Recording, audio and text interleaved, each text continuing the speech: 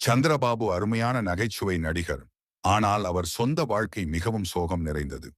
அவர் மணந்த பெண் தான் வேறொருவரை விரும்புவதாக கூறியதால் அந்த பெண்ணின் விரும்பியபடி அவர் விரும்பும் நபருடன் சந்தோஷமாக வாழ அவரை மரியாதையுடன் அனுப்பி வைத்தவர் சந்திரபாபு. இந்த சம்பவத்தை அடிப்படையாக வைத்தே அந்த 7 நாட்கள் படத்தின் திரைக்கதையை அமைத்ததாக இயக்குனர் பாக்யராஜ் சொல்லியிருக்கிறார். சர்ச்சைகளும் சக நடிகர்களுடனான சச்சரவுகளும் சந்திரபாபுவை சூழ்ந்தே இருந்தன. நடிப்பின் உச்சத்தில் இருந்தபோது தன்னுடைய பலவீனம் என்ன என்பதை பகிரங்கமாக அறிவித்தார். சில சமயங்களில் தன் திறமையை நினைத்து தானே அடைந்து கொள்ளும் பெருமை தனது பலவீனம் என்றும், அடுத்தது தன்னுடைய குடிப்பழக்கம் என்பார். நான் பெண்களை தேடி அலையும் காமுகன் அல்ல, அவர்கள் என்னை தேடி வரும்போது கதவை தாழிட்டுக் கொள்பவனும் அல்ல என்று தைரியமாக பொதுவெளியில் சொன்னவர். சென்னை பாஷையை சினிமாவில் அறிமுகப்படுத்தியவர்.